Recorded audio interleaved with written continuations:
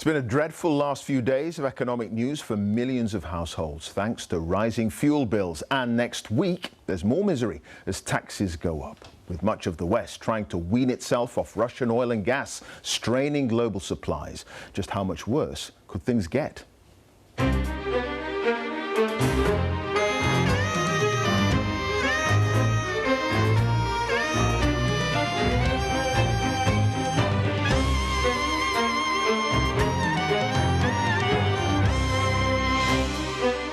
A very good morning to you, with bigger utility bills already here and a national insurance rise due next week. I'll be asking the Transport Secretary, Grant Shapps, if he thinks the cost of living could get significantly worse. As Russia pulls back from some frontline positions in northern Ukraine, revealing how they've behaved in occupied areas, President Zelensky's spokesman will explain why he's warning the war is far from over. To talk about Labour's answer to the rising cost of living, the Shadow Business Secretary Jonathan Reynolds will be here, and the actor Eddie Marsan will be talking about his new drama based on the true story of the canoeist who staged his own death. All I ever wanted was a simple life. I'm going to fake my death. What could be simpler?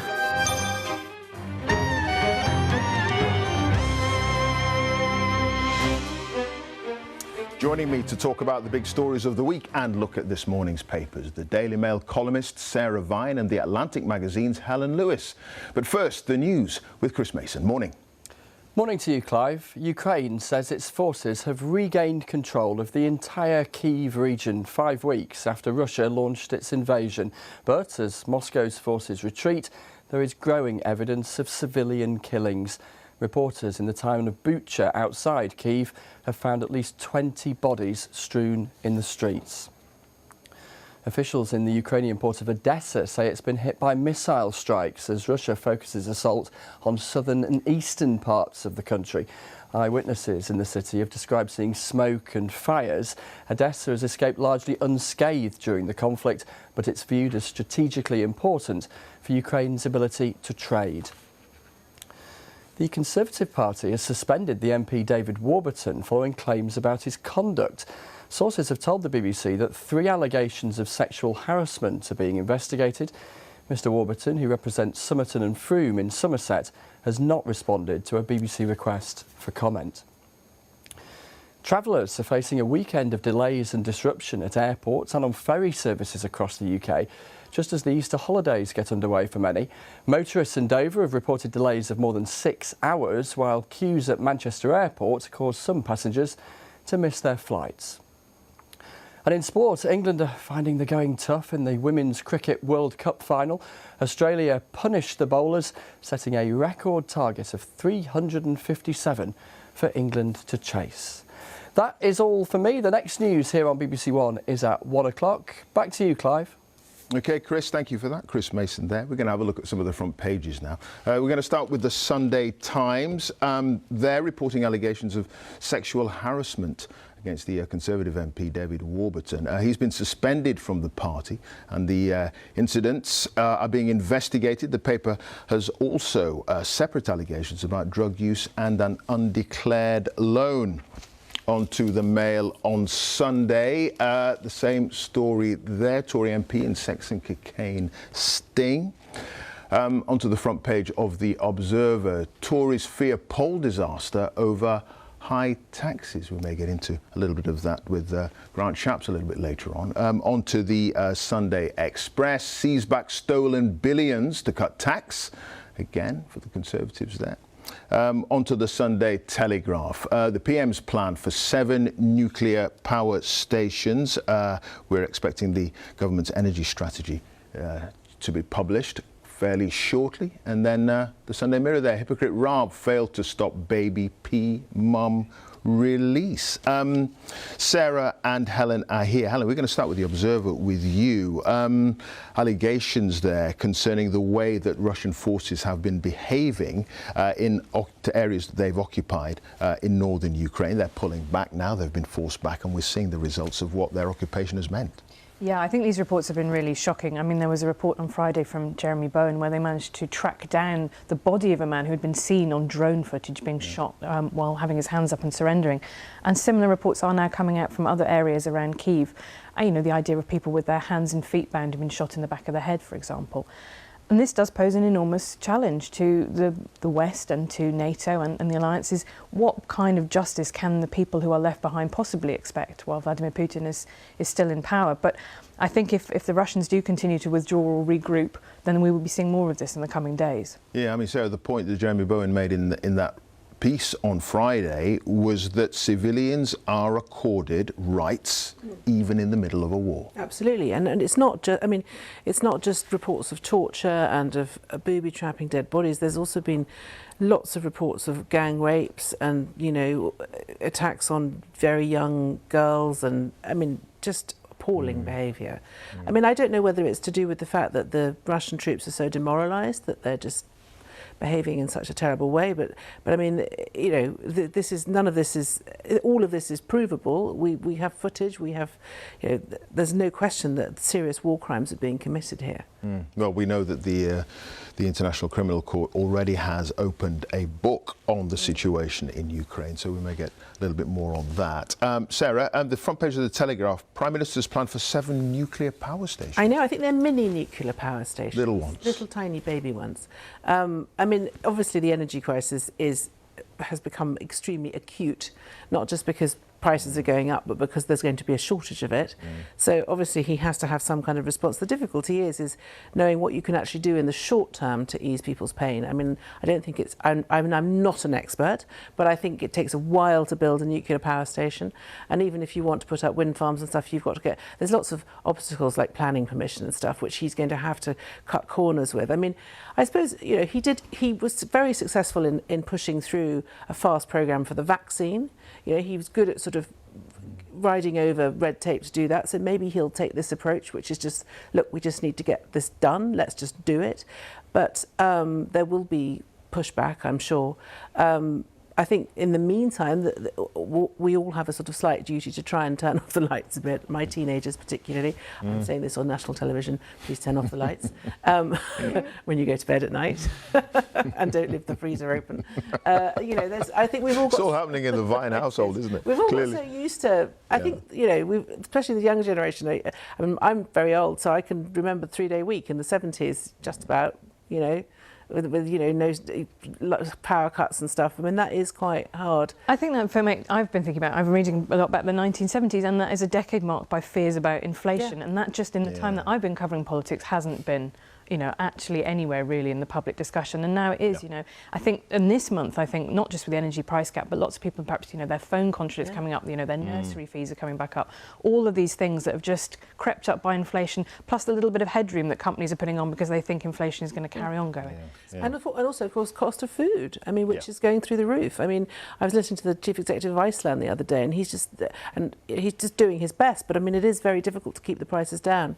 And this is going to lead on to our next story. But there was an extraordinary story this morning about the fact that 75% of Britain's sunflower oil is processed through one factory in Erith in Kent, and you know they've only got a couple of weeks of it left. So we're talking about now companies having to reformulate. You know, it's actually the most read story on the BBC at the moment. I think we found out that people love biscuits, and I think I applaud them for that. But you know, we're talking about having to change the kind of very basics of the food that we eat because of the fact that most of the sunflowers are coming from Ukraine and Russia, and that they would now be planting next season. So this is not something that's going to be a temporary thing. Next year, there's going to be no crops of any of this stuff, you know.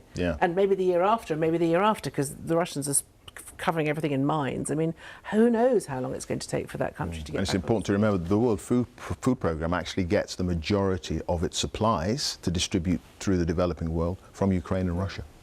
So one has to worry about that. We're going to go on to the story on the front page of The Sun there. It involves the Conservative MP, David Warburton, suspended from the party. There's an investigation being conducted by the Independent Complaints and Grievance Scheme, the body set up by Parliament 3 years ago to make it easier for staff to complain about allegations of harassment. Yeah, that was set up in the wake of a whole spate of Me Too allegations, and it was decided really that it was impossible for MPs to keep investigating themselves. So there is now an independent expert panel. And he denies all the allegations. We've got to make These that are clear. allegations that he's entitled to due process, but the interesting thing is that the way that investigation will now happen is different to how it was 5-10 years ago. And it was the independent panel that recommended John Bercow, for example, be censured in the way he was over those bullying claims, which it found to be proven. One of the things I find most interesting about this is that he was elected in 2015 for the first time, which means that he employs his wife in his office. She's in charge of HR. Now, if he had been elected in 2017 or after, you are no longer allowed to employ family members. And that is, two of these complainants worked in his office and they were expected to take their complaints to the boss's wife. And that's symptomatic of me of the way that we've now had to try and start to professionalise Parliament and make it function more like a normal workplace. Yeah, I mean, he says that he's responded, he's not responded to the BBC, but he's responded to the Telegraph, and he said that he has an enormous amount of defence. And he's well. Let's see it. Let's see it. Let's see it. I mean, I think it's it's very difficult. People have crises in their life. I mean, he's lost 8 stone.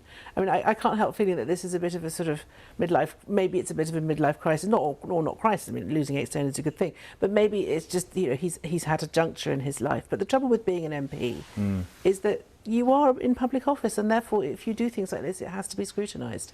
I mean, I feel sorry for him. It must be awful, but. And I think that's the other half of the complainant process, process, isn't it? It's the fact that actually MPs often will say they feel very unsupported. It can be a very lonely job. It is. And I think it would help, both sides of this equation if there was actually more support there. Yes, I mean, I do think the House of Commons should be formalised in its sort of HR. Having your wife working for you is not ideal. OK, well, the allegations are being investigated. Let's go to the front page of the Sunday Times there. Actually, it's page 10 and 11, the Shipman Partygate story. Well, so the first tranche of fixed penalty notices have gone out for the Downing Street parties, and there is already a little bit of disquiet about who's getting named and who's getting not named. So we know the names of the person, for example, whose leaving party instigated this first round of complaints. And Dominic Cummings, who has appointed himself the nemesis of the Prime Minister, is very angry about this. I think other people are too, saying, it's not really fair for deputy heads to roll. All these junior people are being named, but actually really this is about a culture that was set at the top. And are we going to hear more about the really senior people? Those are the people perhaps who should be facing consequences, rather than a junior employee who might have felt, in the same, we're talking about, pressurisation at work, who might have felt pressured to go along to something when everybody or just a young did. person who probably didn't think it through. I think a lot of people working in that environment are very young. They're sort of in their early 20s. I think ultimately the only way you're really going to draw a line under this is if you're just completely transparent and honest about it. Just say, look, these are the people who've been fined. This is what's happened. We're really sorry about it. It was a terrible misjudgment and a huge mistake. We're sorry. We've paid our fines. We'll take responsibility and move on. But what about Labour's suggestion that if Carrie has been found to have received one of these notices and has been fined, that should be made public? Do you think that's the case? I think it would be better. I mean, to be perfectly honest, if it was me, I would just.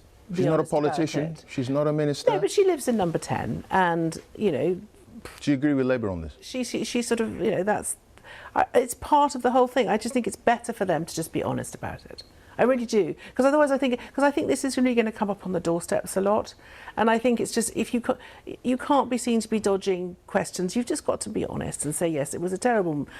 I'm sorry, I messed up.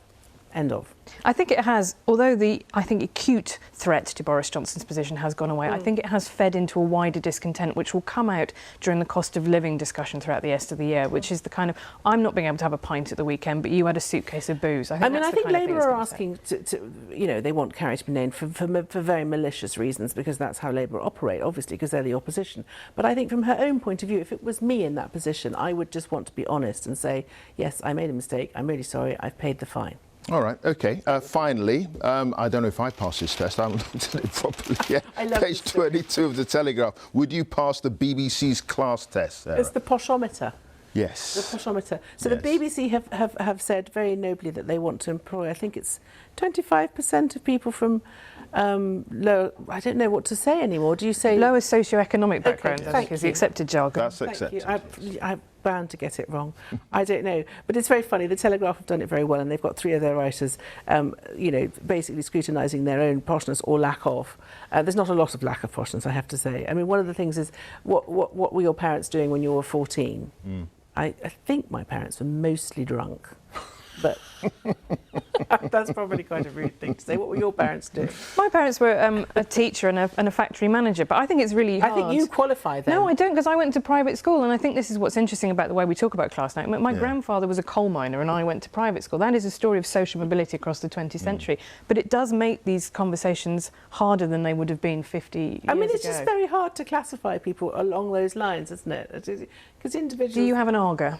No, I do not have an Arga. At least you're not. I think that's upper. Do you have an Arga? No, I live in London. No, I'd love an Arga. To be honest, I would love an Arga. A nice coloured, brightly coloured one, but no. All I right. don't have an Arga. Do you have an Okay. Arga, Claire? I do not have an Arga. And I am being particularly accurate in that representation. Thank you, Helen and Sarah. Thanks for that.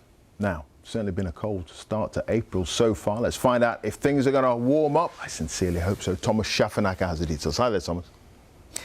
Clive, hi. Yeah, it's certainly going to warm up over the next few days, but very, very chilly indeed. In fact, let's have a look at the temperatures over the last 24 hours or so. And in Sennybridge, it was actually -7 degrees Celsius, which is the lowest April night temperature for around 9 years, and even in central London it was well below freezing. So here's the outlook then for the next 24 hours or so. Bright today, but then tomorrow we're expecting some rain. In fact, the rain is already going to reach parts of northern and central Scotland, as well as the east of Northern Ireland, but across England and Wales it's going to be a mixture of sunny spells and also a few showers. 10 degrees today. And then tonight, the weather fronts move across the UK. You can see outbreaks of rain spreading right across the country. A very mild night. Temperatures 5 degrees in London, 8 degrees in Glasgow, at least very mild compared to what we just had. And then tomorrow, it's a cloudy picture right across the country. Outbreaks of rain almost at any time. Perhaps a few glimmers of sunshine around the eastern coasts, maybe central southern England too. And take a look at the temperatures. 15 degrees in London, 12 degrees in Glasgow, and the following days will be unsettled and staying relatively mild. Clive, it's back to you. Thomas, thank you for that. Thomas Schaffenacker there. Now, President Zelensky of Ukraine has said Russian forces are withdrawing slowly but noticeably from around the capital Kyiv and the northern city of Chernihiv. But he and his Western allies warn that Russia's renewed focus on seizing parts of the south and east of Ukraine means many more battles ahead and misery for civilians. Let's speak now to President Zelensky's spokesman, Sergey Nikiforov. Thank you for joining us. Can you tell us about what you found in places like Bucha and other areas that the Russians have actually retreated from? Oh, that's really hard to describe what we have found in the recently deoccupied territories like Bucha, like Hostomel, like Irpin.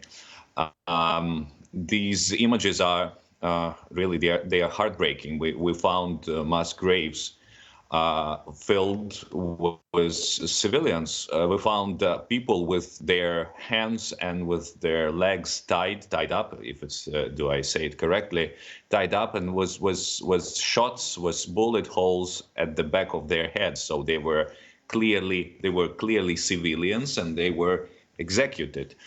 We found half burned bodies, as if somebody tried to hide their crimes, but they didn't have enough time to do it properly. So these corpses are only half burned, and it's only the first the first assessment of the situation. I mean, these images are really horrible, and right now our troops, actually the whole Kiev region, we say Kiev Oblast, right? Kiev region is deoccupied, is free from Russian troops, and our militaries are now not investigating, but how to say, clearing it up, searching for mines, searching for maybe some snipers or whatever could the Russian troops leave behind themselves. Okay, do you believe So then what you found could amount to war crimes? it looks exactly, I'm not, I have to be very careful with my wording, but it looks exactly like war crimes. I mean, I know that Human Rights Watch is investigating. I don't know if they're in the field directly, but they're investigating photos and some other video evidences. I know that International Criminal Court is very dedicated to persuade all the war criminals, and I hope that very soon their prosecutors will have access. Okay, you've seen some of these images, and I'm assuming President Zelensky has seen some of these images as well. What has been his reaction? It's a human reaction. I mean, you don't have to be. The president's reaction is no different from a housekeeper reaction. It's a common human reaction. It's shocking. It is trying to understand why, because I mean, clearly some of the dead. I mean, what struck me the most is the dead person next to a bicycle. I mean, clearly you're not riding a bicycle to attack, Russian troops. So it's just very hard to understand why is this happening. It's pure brutality. There is no, military necessity to do all these. That is the reaction, and of course anger at the occupiers. Yeah, I mean, it must obviously be very, very difficult. I mean, is it clear that the Russians are pulling back? Sorry? Is it clear that the Russians are pulling back, or are they simply regrouping, do you think? They're pulling back in some regions, like Kiev Oblast. Like I said, the whole Kiev region is free from Russians now. And they are pulling back to Belarus, to Russia. They are regrouping, and then they are aimed to strike at Donbass. That's true. They're amassing their forces. They're preparing to concentrate all their efforts, because before we had them coming into Ukraine from the north, from the east, and from the south. So they clearly failed to achieve any military, a goal, right? At the north, they are having very troublesome advance at the south, not even advance, they're stopped there in the south. So the only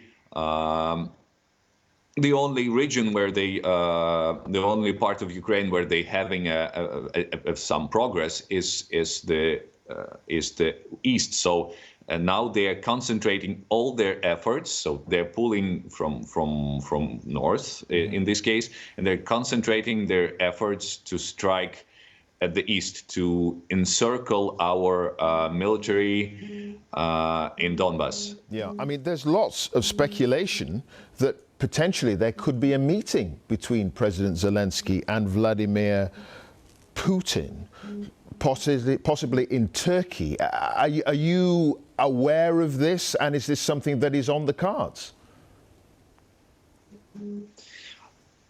The only Ukrainian representatives who can comment on this is the president himself and the negotiation group. I know that the two negotiation groups from the Iranian side and from the Russian side, they met recently in Turkey, as you know, and they are continuing to work together online. I think they did it yesterday. I'm not sure about today. They met online. And eventually,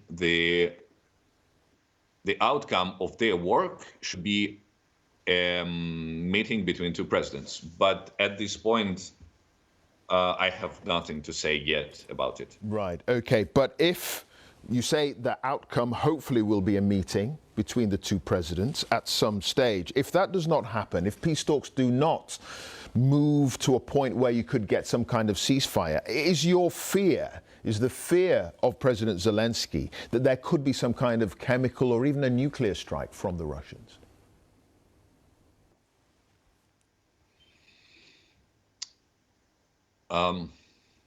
I think there is a certain.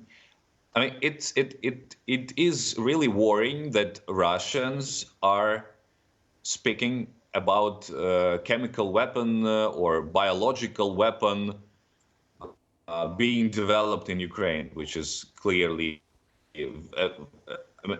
it's absurd accusations. Like no mass murder weapon is developed in Ukraine. Obviously, we're a peaceful nation. But the very fact that Russia is entering, this topic, these conversations is worrying. I don't know if we cannot foresee future, but let's hope this never happens.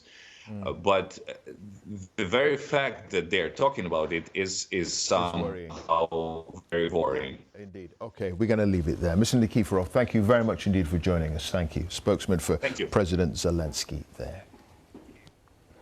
Now, later this month, a 4-part drama based on the extraordinary story of John and Anne Darwin will be shown on ITV. John was the canoeist reported missing by his wife exactly 20 years ago. He had, in fact, faked his own death in order to claim life insurance and avoid imminent bankruptcy. Well, the series stars Eddie Marsan as John Darwin, and I'm going to be talking to Eddie in a moment. But first, here's a look at the thief, his wife, and the canoe. All I ever wanted was a simple life. I'm going to fake my death. What could be simpler? I begged him to turn himself in. Where have you decided to live when it's all calmed down? Next bloody door! Genius! Hopes are fading in the search for John Darwin. We should never give up hope, should we, Mum? He'll be absolutely fine. Full English, please. It was all going to his plan. Gotcha! You want me to exploit people's genuine sympathy for your benefit? Well, obviously, don't put it like that, but yes. What could possibly go wrong? What the?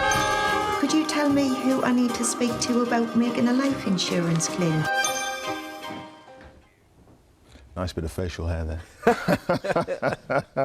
I mean, it's an amazing story, isn't it, Eddie? I mean, you've said that the story, if it weren't fact, you think it was unbelievable. What was it like getting into the mind of this character? The most fascinating thing about John Darwin was that he was faced with bankruptcy, and because he had such a fragile ego, rather than just accept bankruptcy, he came up with this crazy idea of faking his own death. But there was nothing beyond that. He never thought of long-term consequences.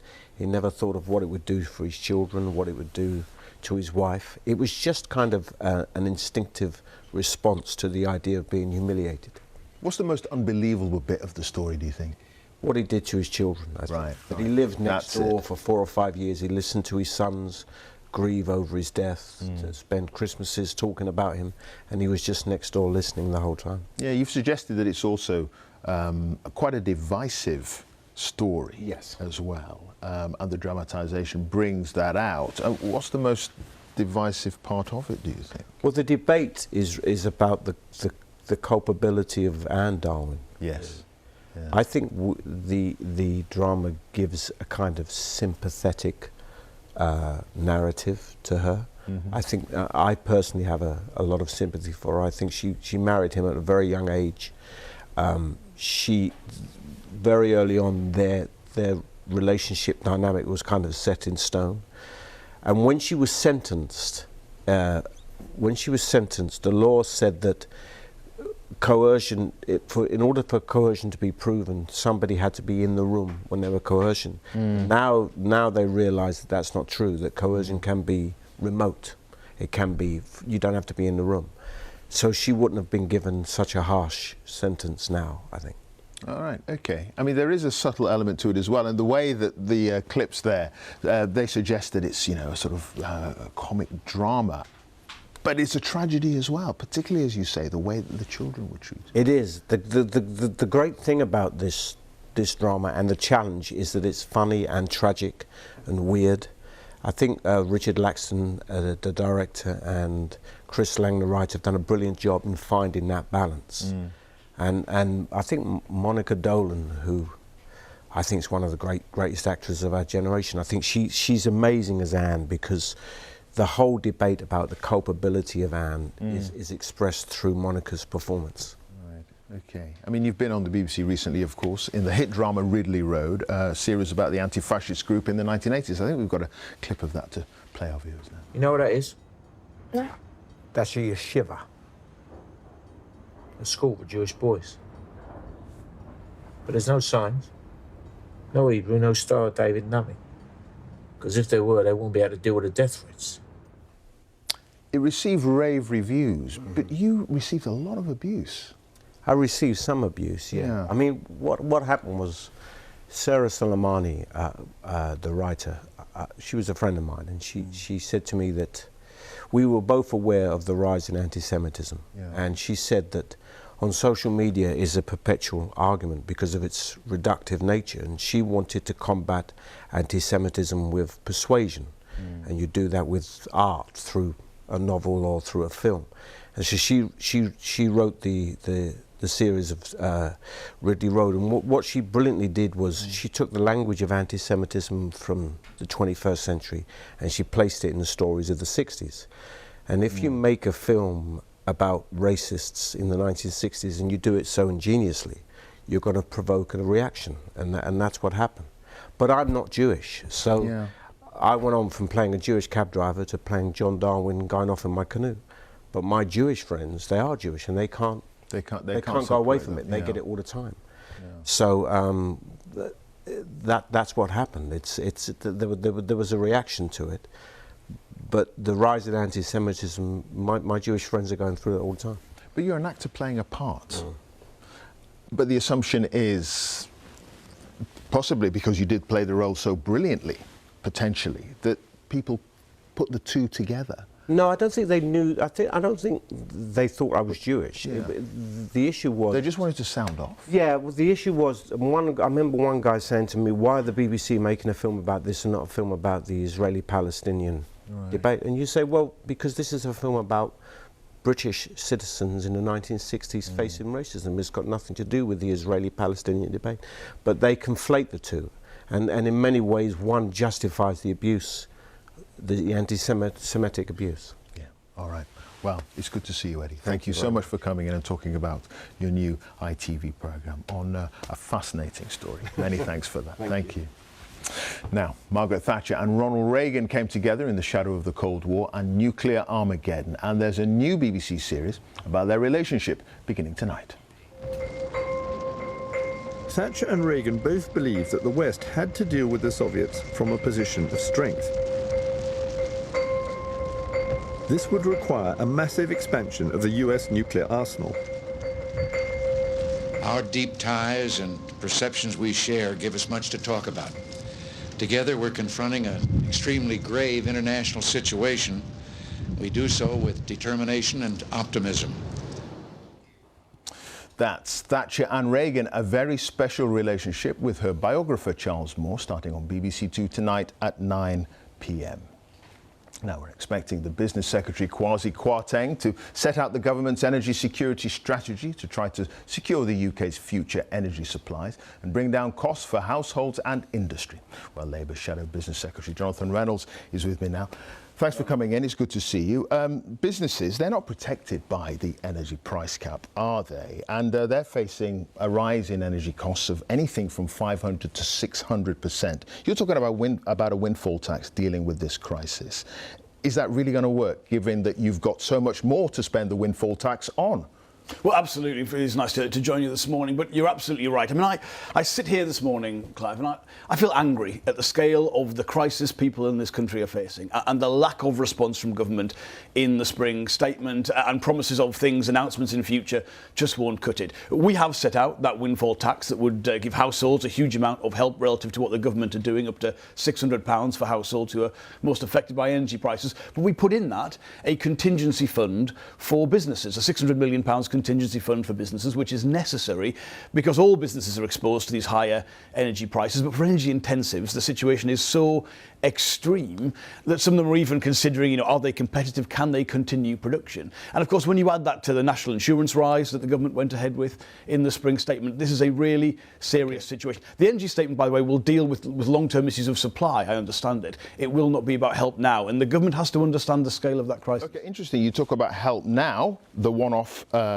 tax, windfall tax, that will deal with the issue to begin with. But what about longer term? Once you've run out of that money, what happens to those businesses? Are they on their own? An absolutely fair challenge. The long-term strategy has to be a much better energy policy than we've had in this country for the last 12 years. So we've set out, on terms of what Labour's plans are, that big climate investment pledge that Rachel Reeves made at Labour Party conference. We would spend that on things like, first of all, energy efficiency, because there's a massive amount that can be done to lower this country's demand for gas, which is the huge problem in terms of gas prices and the pressure on heating bills that people are facing. But also, yes, we would, for instance, not have that ban on onshore wind, which has cost the country some of the cheapest forms of electricity generation that are available. We'd continue the expansion of offshore wind. That's been a good story for the country, but we don't have enough of those good stories, and that's what a real industrial policy should do. This government hasn't gotten Okay, you talk about a long-term energy policy. It's going to take time to get that sorted out. Once you've run out of the windfall tax money, what happens to those businesses? Are they going to be on their own? Well, first of all, the windfall tax is about the here and now. The investment pledge is about the future. But of course, the situation that we've got at the minute, the windfall tax that we put forward, we want to raise £1.2 billion with that to give households and businesses this help. To be frank, that would raise more money than we initially forecast because, frankly, prices have risen even beyond the extortionate levels they'd hit when we made that announcement. So we've got real support now and the long-term plan for the future. I simply say the government's got neither. So much uncertainty in the energy market at the moment. Russian supplies to Europe, they could be cut off. They could decide they're not going to have any more. As a result, that means that they're going to be competing for those energy markets that we're competing for as well. The Germans, the Austrians, the Dutch, they're talking about plans to potentially ration oil and gas. Should we be preparing to do the same? We should be making those plans, and the government should be preparing, not necessarily in public, for that situation. There's a lot of complacency in this country about the relative lower exposure to Russian gas that we have. But we should bear in mind, part of the supply that comes to this country from, for instance, Norway or from the liquefied natural gas that comes into the terminals in Wales, that is partly because Russian gas is fulfilling the demand in Central Europe. So you can see rationing of energy supplies in this country? I think what the government should announce is a plan which is not simply shopping from one authoritarian regime to the next for fossil fuels, but that long-term plan on renewables, on nuclear, on energy efficiency that would make the difference. But let's be clear, looking at the images coming out of Ukraine right now, I don't think we should be talking about going back to business as usual where we just buy large quantities of fossil fuels. So I think we've got to be aware of what has gone on here, and this is an incredibly serious event. Okay, so we should be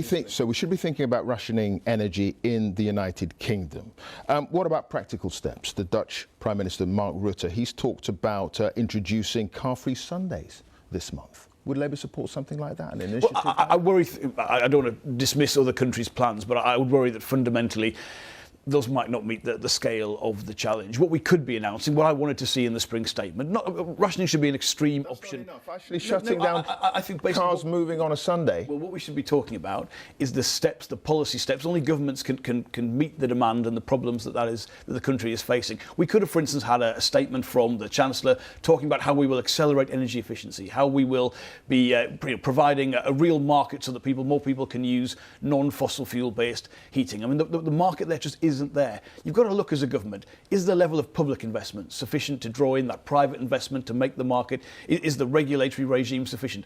And on many, many aspects of that net zero transition, it just isn't there from the government. So initiatives and emergency plans, of course, they've got to be part of it. But the main thing is, has the government got fundamentally an energy plan for the here and now to address these problems? That's what I want to see from the government. Do you believe that if Carrie Johnson is issued with a fine for parties during lockdown, do you think she should be named?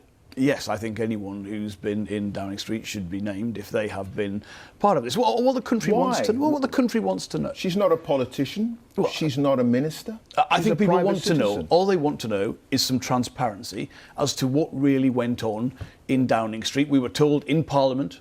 Prime Minister told us in Parliament he was not aware of any parties. So what we've seen so far with the fixed penalty notices that have come out to relatively junior civil servants, look, the culture here was set from the top. And all people want to know is, has the Prime Minister been truthful, and has Downing Street as an institution been following the same rules? Exactly. You've suggested the culture was set from the top. But junior officials, Carrie Johnson, a private citizen, why should their names be made public in relation to this? It wouldn't happen in any other walk of life if you're a private citizen. But I don't think being that the Prime Minister, I think living in Downing Street is comparable to any other walk of life. And I think, again, because there's been so much dishonesty, so much obfuscation from the people at the top in Downing Street, from the Prime Minister and his immediate circle downwards, I think people just want to know what really went on. Let's have some transparency. Let's have some honesty. You know, honesty and integrity matter in any job.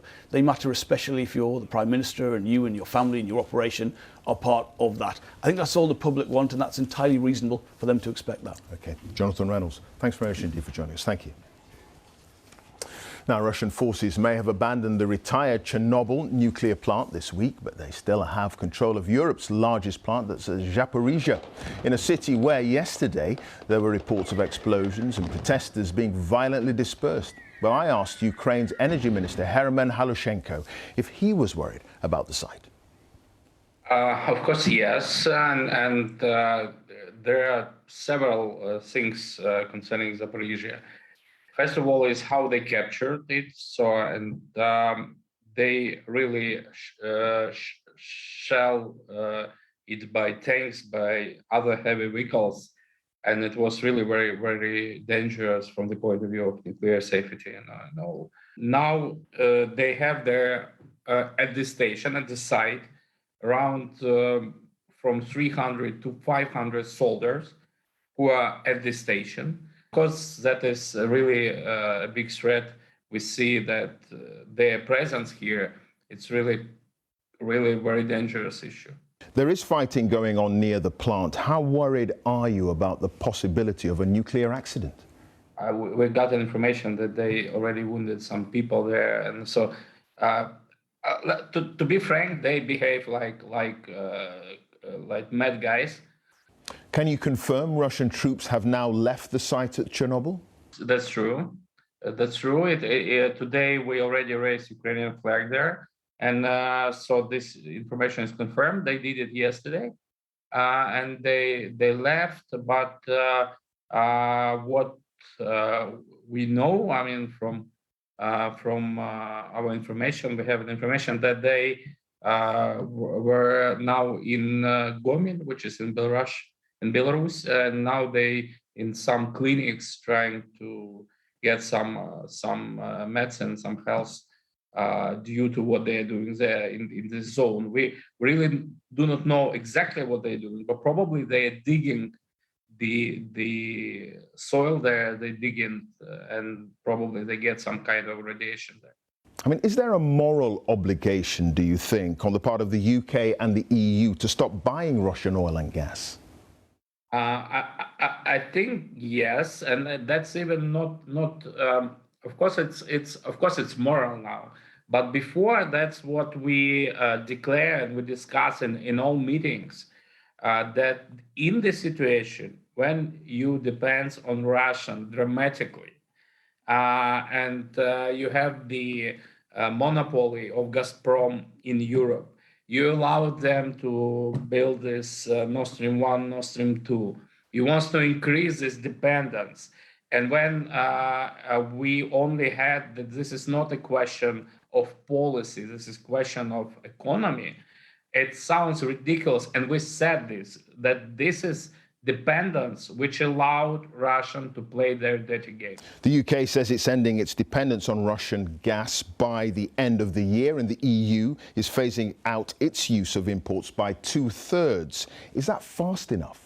I can say, of course not. Of course, we want to do it, let's say, yesterday. But we also understand the situation. What is very important now, what we see, that even if EU cannot decrease or stop stop buying Russian gas and oil, the most important things, whether Russia receive money now, right now, because when they receive money, so they just use this money to kill our people, and that is really incredible. I mean, in this situation, at least freeze their money. But what would you say to those families in Europe who are facing rising energy costs and who would have to pay more if their countries do end supplies coming from Russia? Concerning the prices, that's the price of your freedom. So don't think that you would pay less or you pay more, it would save you from Russian invasion. Don't think this. Mr. Halushenko, thank you very much indeed for your time. Thank you. Bye. Well, let's pick up on some of those points now with the Transport Secretary, Grant Shapps, who joins me. Good morning to you. Morning. Yeah, Herman Halushenko there saying that high energy costs potentially in parts of Europe are the price of freedom. Do you agree with that? It is true, I think, that freedom doesn't come free, and that we're seeing the world's global energy prices respond. Although, actually, in the case of the UK, we're not actually buying very much of our energy, hardly any gas, and no petrol, and 18% of our diesel. But that doesn't matter. The international price is affected nonetheless. And it does show that there's an enormous impact from what's going on in Ukraine. But I think if you don't stop Putin there, if Putin carries on, then things would be much worse still. Yeah, I mean, the situation in some of the liberated areas in northern Ukraine seems to be appalling, some of the pictures that are coming out. Does it look to you as if potentially war crimes have been committed? I've been in touch with my opposite number, the infrastructure minister, Alexandra Kobrakov, in the last, throughout, but most recently last night. He was talking about the pictures that are emerging. He's in Kyiv himself, so he's speaking to people who are coming to see him, who've been first-hand witnesses. It defies, belief in Europe in the 21st century that these sorts of acts could be committed. I think it's incredibly important, even in these war-torn times, that this is documented as far as possible, because it's important that we have the ability as a global community to follow up on this afterwards. But the positive is that Putin's forces are being pushed back in various different places, and Kubrakov was able to confirm that to me. What we're seeing as they fled is quite horrendous. Yeah, I mean, you've acknowledged that the energy situation is problematic, even though we don't get a lot of our oil and gas from the Russians. So that's going to cause problems for consumers. The Bank of England is talking about inflation getting higher this year. Energy bills are likely to rise when we see a review of the energy price cap in October. I mean, is it fair to say that the cost of living could actually get significantly worse than it already is? Well, I think we are clearly, fighting what is a global pressure on prices. Having said that, we've seen something like £22 billion of support come in for British families from the Chancellor, most recently last week, announcing a number of additional measures to try to keep the cap on this.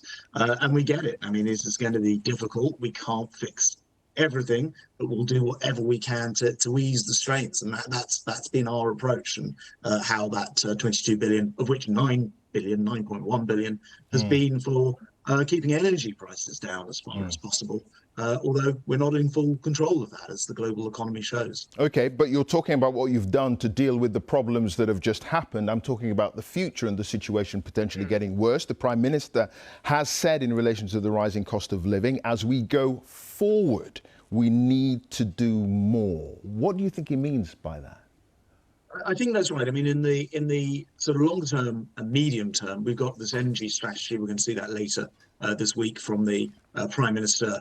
And we're going to look at, we have, for example, an immense and invisible source of national power in our seas, which is the wind power. We produce more of it than any other country in the world.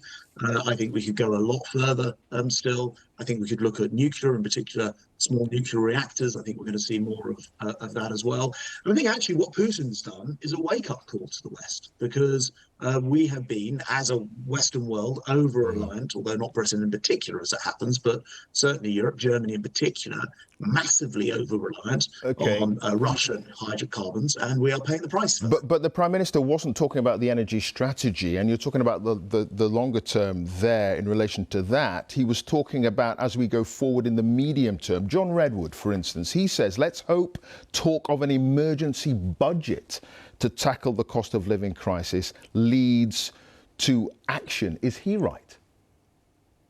Yeah, I mean, actually, we've just literally had the spring statement, which is exactly that. It's but this is beyond that. This is going beyond that. He's actually talking about an emergency budget to go beyond the spring statement. Yeah, well, I was about to say it wouldn't have been the case if you were planning it 6 months ago that you would have the Chancellor would have done the huge numbers of things he did with things like the warm homes discount and the cold weather payments, enabling, for example, national insurance to be raised to the point where you don't pay where you don't pay your PAYE. So that's another £350 a year into people's pockets. These are measures that wouldn't have been taken, I think it's fair to say, if we weren't facing this cost of living energy crisis. And there are many, many others besides.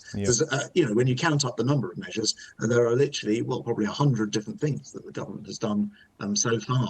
And I don't rule out the fact that we may need to do more still. As I said before, we can't fix everything. Sure. But we will do what we can to ease these pressures. OK, you make the point that the government may have to look at things further. The Resolution Foundation, it said, as a result of the spring statement, 1.3 million people, including 500,000 children, are at risk of falling below the poverty line. I mean, is it the government's job to stop that happening?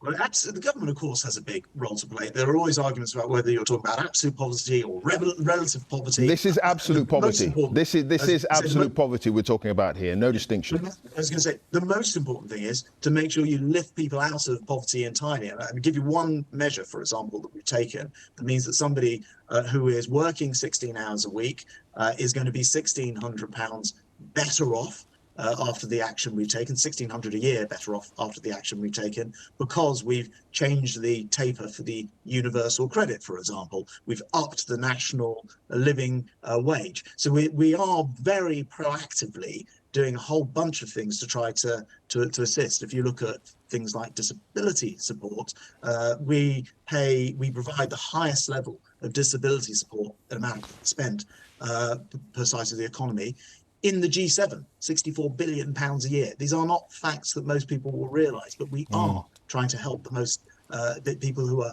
most badly impacted by this cost of living change. But one way you could actually help people is by cutting taxes. And it does seem a bit odd that a Conservative government isn't seemingly willing to do that. Surely that's a better way of getting growth going. Yeah, first of all, that is to ignore the fact that we are literally about to raise the national insurance threshold so that you can earn all of your money up to £12,570, so 12.5 grand, without paying any national insurance at all. That is raising the tax base, cutting taxes effectively, as you describe it. I think it's also fair to acknowledge that after coronavirus. I was just going to say, I think it's only fair to acknowledge after coronavirus, people will not forgive us if we are not able to get on top of the NHS backlog. And people, I think, are willing to see their money used for that, and that's specifically what the national insurance money is going to. Exactly, you're saying you're cutting taxes. The Resolution Foundation says after the spring statement, 7 out of 8 workers will pay more in income tax and national insurance by the end of this Parliament. So if you take, for example, the national insurance threshold from July, which is that amount which is going to provide actually £330 more a year, that's raising that figure. That means 70% of workers be better off even after the health and social care levy. So that's the increase in tax that's going to pay to get rid of the NHS backlog and actually sort out a long-term problem, which is long-term care, which no government's actually ever managed to tackle, and we finally are. But 70% people will be better off taking into account that rise in national insurance, so you can earn over 12,500 without paying any tax. So actually, overall, we are trying to do this so that it's people who are least well off who benefit the most, and we accept that there are costs involved in rescuing the NHS from the backlogs. Yeah, well, we've talked about disruption in the global energy markets. The Poles, the French, the Germans, they're beginning a process looking at rationing energy. And we've just heard Labour suggest that might be a good idea to look at those kinds of proposals. Do you think it's a good idea? We should be looking at rationing energy. No, I don't. I think some in Europe, the Germans in particular, are very exposed to Russian energy. They may get 40 or 50% of their. Can you absolutely rule it out happening in the UK? I mean, as you say, we're not as open to shocks directly from Russia as a result of the fact that we don't get as much oil and gas from them as other countries. But those countries pulling out of Russia, they're going to be looking at other sources that we're competing for as well. So it's going to get harder. We've acknowledged that. So can you completely rule out rationing? Yes, I can. It's not the route that we want to go down. I'll give you one very good example. We have more wind farms in this country than any other country in the world. The Saudi Arabia of wind, as I've heard the Prime Minister describe it. And actually, this is an immense, invisible national resource that we can exploit much more. I've been out to see these wind farms on the sea, and they are, incredible, sizable. The wind is generally much better out to sea than on shore, and we have plenty of coastline. So that's a very good prospect. We're able in this country, I think, to go further with things like nuclear power. Modular nuclear reactors, I think, could be extremely helpful. But to answer your question absolutely up front, no, we don't see rationing being part of our approach to this, and nor should it be. All right. But we do have to make sure we invest in energy, and that's what the strategy will do later this week. Sure. I mean, you're talking about Saudi, we're the Saudi Arabia of wind. What about onshore wind farms? The Prime Minister's reported to be in favour of those. What are your thoughts? Maybe places where it's appropriate, but by and large, so you agree? You agree with that? You agree with that suggestion? Well, I was going to say the end of that sentence was, by and large, I think it's better to build significant wind power offshore. I think that's where it performs better because it tends to be windier. Apart from anything else, you can buy it, you can build it at huge mass, much bigger than it could ever be onshore. So I think that's the sort of direction of travel when it comes to producing the large amounts. But there may be occasions onshore where a certain amount of wind makes sense. But I don't think we want to sort of cover every inch of land in onshore wind farms. I don't think that would be particularly desirable. Yeah, I'm sure the most sensible policy. Yeah, I'm sure the Prime Minister is not suggesting every inch of land, but he seems to want, it's suggested, wind farms onshore. Does he know your opinions on this, that perhaps you disagree with him on this? If you don't mind, perhaps I'll have the conversation in a week's time. I think you'll find our opinions are very closely aligned on this. Would you have a nuclear power station in your constituency, if that was possible? Yes, I don't know if it's possible, but I would say that the one thing that's always struck me about nuclear power, I don't have my Hertfordshire constituency doesn't have a nuclear power station, and I'd always rather assumed that no one would ever want them. In fact, when I speak to my colleagues who have a history of having nuclear power, they are universally popular. They typically want the upgraded new one because they provide incredible very, very highly paid, very high-tech jobs, lots of science involved. And of course, when they're built to British standards, are extremely safe as well. So they tend to be popular where they're there. I imagine unpopular before you build them. But, I mean, I just wonder, how are you dealing with the cost of living crisis? Are you having to turn the thermostat down a little bit more? Lots of people are. Look, I totally appreciate how much of a squeeze this is having. You only have to sort of look at the cost of fuel for the house, fuel for the car. It's very clear that that this is going to be very tight. I don't want to underplay that in any way, shape, or form. I said we can't fix everything, but we'll ease whatever we can. All right, we'll leave it there. Transport Secretary Grant Shapps, many thanks. Well, that's it for today. Thanks to all my guests. Sophie will be back here next week. I hope you can join her then.